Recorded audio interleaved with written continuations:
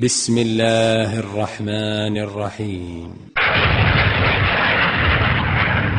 سابقوا إلى مغفرة من ربكم وجنة عرضها كعرض السماء والأرض أعدت للذين آمنوا بالله ورسله ذلك فضل الله يؤتيه من يشاء.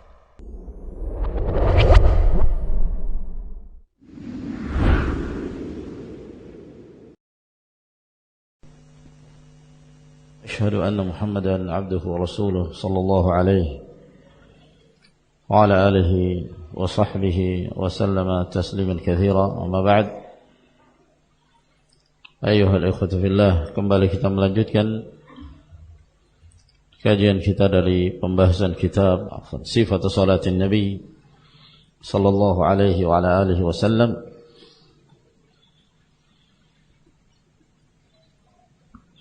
Karya Imam Muhammad Nasruddin Al-Albani rahimahullahu ta'ala.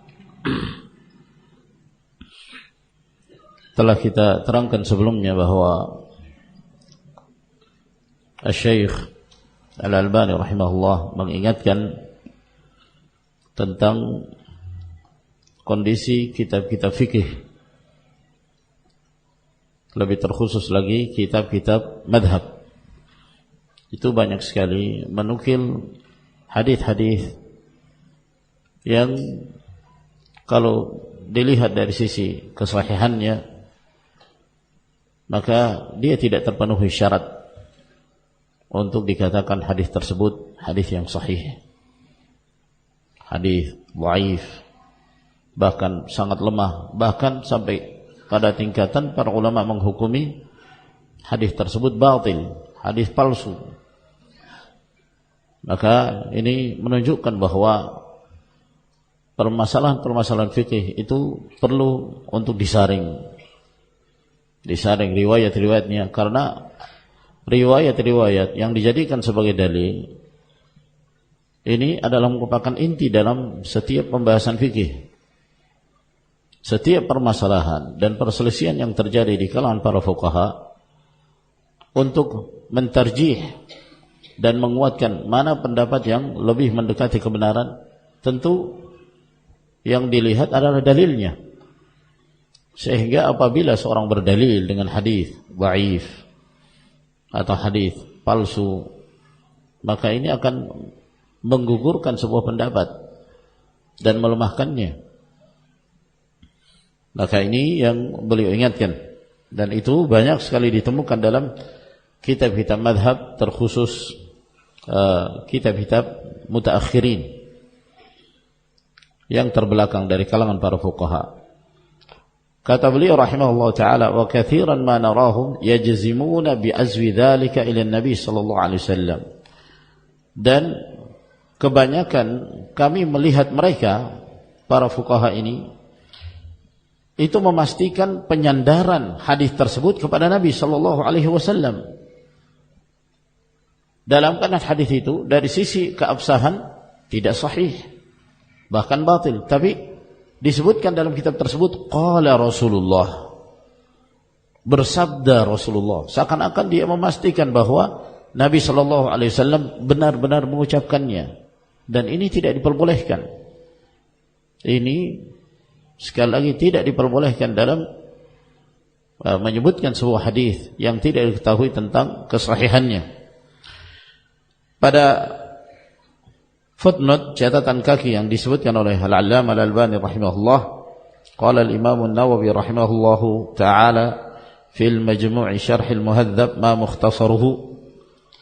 Berkata Al-Imam An-Nawawi rahimahullah dalam kitabnya Al-Majmu' Syarh al-Muhadzab yang ringkasannya, qala al-ulama'ul muhaqqiqun min ahli al-hadits wa ghairihim.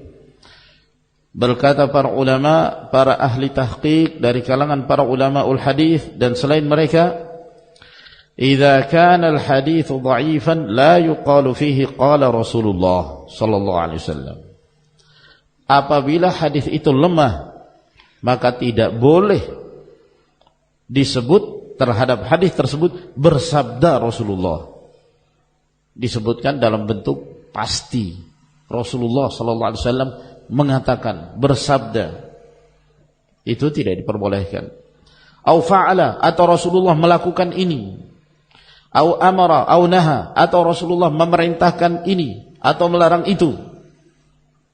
Wa ghairu dzalika min siyaqil jazmi, dan yang lainnya dari bentuk-bentuk ungkapan yang memastikan bahwa itu diucapkan oleh Rasulullah, itu dilakukan oleh Rasulullah, diperintah atau dilarang oleh Rasulullah, padahal hadis itu dhaif. Itu tidak diperbolehkan. Wa inna ma yuqalu fi hadha kullihi ruwiya anhu aw nuqila anhu aw yurwa anhu wa ma ashbaha dzalika min siyaghi tamrid. Namun hendaknya hadis-hadis dhaif ketika seorang hendak menyebutkan, hendaknya dia mengatakan diriwayatkan. Ya. Diriwayatkan. Kalau dalam bahasa kita ada sebuah riwayat gitu. Ada satu riwayat, ya, diriwayatkan atau dinukil dan yang semisalnya. Jadi tidak dipastikan bahwa Rasulullah sallallahu alaihi wasallam mengucapkannya, melakukannya, itu tidak boleh. Apalagi kalau sudah pasti kita meyakini hadis itu lemah, tidak diperbolehkan sama sekali tanpa dia menjelaskan tentang sebab kelemahannya. Qalu, para ulama mengatakan fasiyaqul jazmi mawdu'atun lis-sahihi wal hasani. Adapun bentuk-bentuk jazm, memastikan sebuah ucapan atau perbuatan, itu diletakkan untuk hadis yang sahih dan hadis yang hasan. Wa siyaghut tamridhi lima siwahuma. Adapun bentuk-bentuk ungkapan tamrid itu maksudnya ungkapan yang tidak bisa dipastikan, dihikayatkan, diriwayatkan, dinukil, ada sebuah riwayat, ada sebuah penukilan dan yang semisalnya. Na'am, lima siwahuma, ini boleh diucapkan untuk selain hadis yang sahih dan selain hadis hasan. Wa dzalika anna sighatal jazmi taqtadi sihhatahu anil mudhaf ilayhi. Ya. Sebab bentuk jazm, memastikan, itu akan menunjukkan kesahihan, kebenaran ucapan tersebut dari yang disandarkan kepadanya. Ya. Kalau misalnya ada seorang, ya, berkata Muhammad, ada seorang yang bernama Muhammad, saya mengatakan telah berkata Muhammad atau sungguh telah berkata Muhammad, itu berarti saya sudah memastikan bahwa Muhammad benar-benar mengatakannya. Ya. Beda kalau saya mengatakan telah dinukil bahwa Muhammad mengatakan, ada sebuah penukilan bahwa Muhammad mengatakan demikian. Nah, ini berbeda. Jadi dia tidak memastikan. Atau telah sampai kepadaku sebuah berita Muhammad mengatakan demikian. Jadi dia tidak memastikan. Ini kaitannya dengan penukilan ucapan manusia secara umum. Bagaimana dengan penukilan dari Rasulullah sallallahu alaihi wasallam? Maka tidak boleh menggunakan bentuk ungkapan jazm yang memastikan, kecuali apabila dia meyakini kesahihan riwayat tersebut dari Nabi sallallahu alaihi wasallam. Fala yanbaghi an yutlaqa illa fima sahha, maka tidak sepantasnya disebut dalam bentuk memastikan kecuali terhadap sesuatu yang sahih. Wa illa fayakunu al-insanu fi ma'na al-kadhibi alaih, sebab jika tidak demikian dia menyebutkan ungkapan yang memastikan ternyata riwayat itu tidak benar, tidak sahih, maka itu semakna bahwa dia telah berdusta atas nama Rasulullah sallallahu alaihi wasallam. Wa hadzal adabu akhalla bihi al-musannif wa jamaahirul fuqaha min ashabina wa ghairihim. Dan adab ini, kata An-Nawawi rahimahullah, dilalaikan, ya, diterlantarkan oleh penulis kitab ini, demikian pula mayoritas para fuqaha dari para pengikut madhab kami dan selain mereka. Bal jamaahiru ashabil ulumi mutlaqan, bahkan mayoritas para pembahas ilmu secara mutlak ma'ada hudzaqal muhadditsin, kecuali mereka yang pandai, yang cerdik dari kalangan ahlul hadis. Kalau para muhaddits, mereka membahas hadis itu jelas. Kalau sahih, baru mereka memastikan qala Rasulullah sallallahu alaihi wasallam, telah bersabda Rasulullah sallallahu alaihi wasallam. Mereka memastikan. Kenapa? Karena mereka meyakini kesahihan riwayat itu, atau hadis itu hasan. Adapun jika hadis itu lemah, mereka tidak berani mengatakan bersabda Rasulullah dalam ungkapan yang memastikan, ya, kecuali dengan menjelaskan keadaan hadis tersebut atau menyebutkannya dalam bentuk tamrid, tidak memastikan. Wa dzalika tasahulun qabih, apa yang dilakukan oleh mayoritas para pembahas ilmu itu, ini adalah bentuk bermudah-mudahan yang buruk. Fa innahum yaquluna katsiran fi sahih ruwiya anhu, mereka seringkali mengatakan terhadap hadis yang sahih, ini jelas hadisnya sahih, diriwayatkan Bukhari, diriwayatkan Muslim, lalu dia mengatakan ada sebuah riwayat atau diriwayatkan dari Nabi misalnya. Ini menurunkan martabat dan derajat hadis itu. Kalau hadis itu sahih, ya kita pastikan bersabda Rasulullah sallallahu alaihi wasallam. Tapi ketika hadis itu jelas kesahihannya, lalu kita sebut dalam ungkapan yang tidak dipastikan, ini juga merupakan kekeliruan. Telah diriwayatkan, telah disebutkan dalam sebuah riwayat, padahal hadis itu sahih. Wa fi dhaif qala wa rawa fulan wa hadha haidun 'anis shawab. Lalu terhadap hadis yang dhaif, dia justru memastikan telah bersabda Rasulullah, telah meriwayatkan si fulan, dalam bentuk ungkapan yang memastikan. Ini adalah penyimpangan dari kebenaran, kata beliau. Jadi ini ungkapan adab yang penting ketika seseorang menyebutkan sebuah hadis. Kalau dia tidak mengetahui tentang keabsahan sebuah riwayat, jangan dia memastikan bersabda Rasulullah. Ya. Sebab yang demikian itu sama seperti dia telah berdusta atas nama Rasulullah sallallahu alaihi wasallam. Saya pernah mendengarkan ada seorang penceramah, ya, saya mendengarnya lewat radio.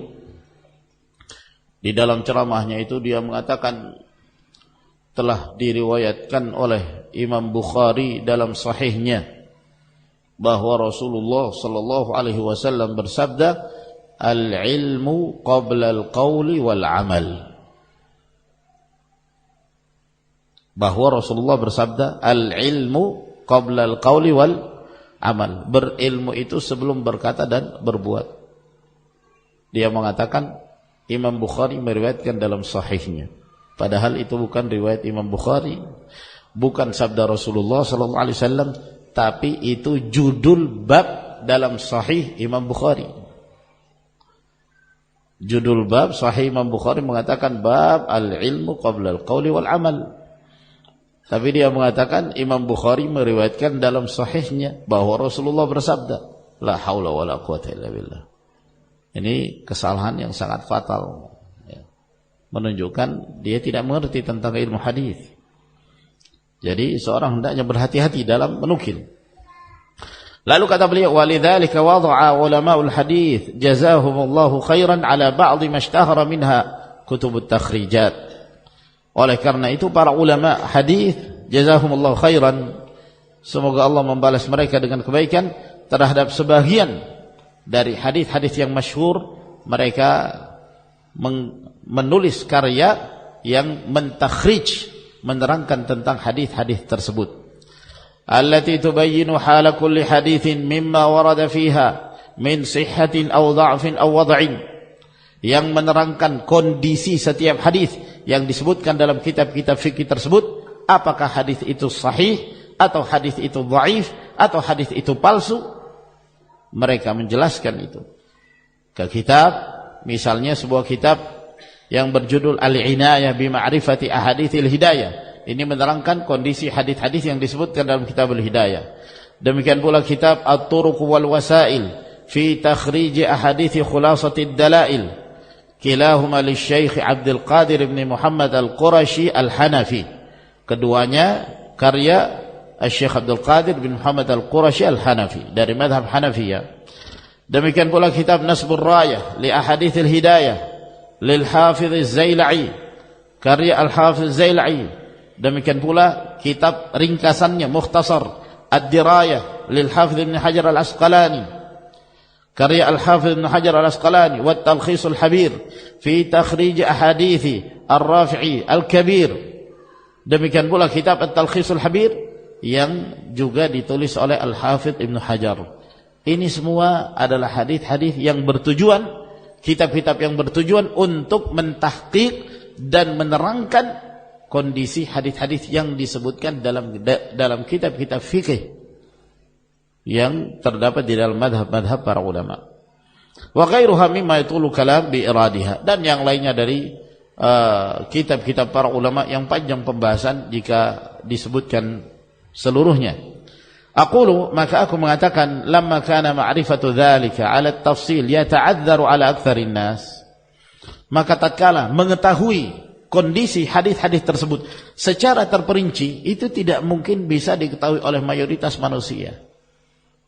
Siapa yang bisa mengetahui? Orang tertentu saja yang belajar ilmu hadis, belajar mustalahul hadis. Mereka bisa membaca kitab-kitab takhrij, tahqiq tentang hadis-hadis yang disebutkan dalam kitab-kitab fikih.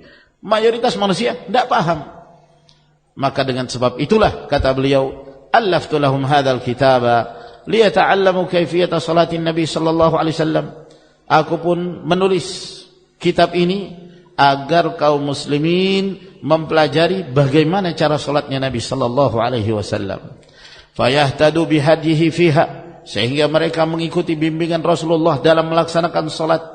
Rajian minal Maula subhanahu wa ta'ala ma wa'adana bihi ala lisani nabihi sallallahu alaihi wasallam, sambil berharap dari Allah azza wa jalla untuk meraih apa yang telah Rasulullah sallallahu alaihi wasallam atau apa yang Allah janjikan kepada kita melalui lisan nabinya sallallahu alaihi wasallam yang bersabda, man da'a ila huda kana lahu minal ajri mithlu ujuri man tabi'ah la yunqisu dzalika min ujurihim syai'a.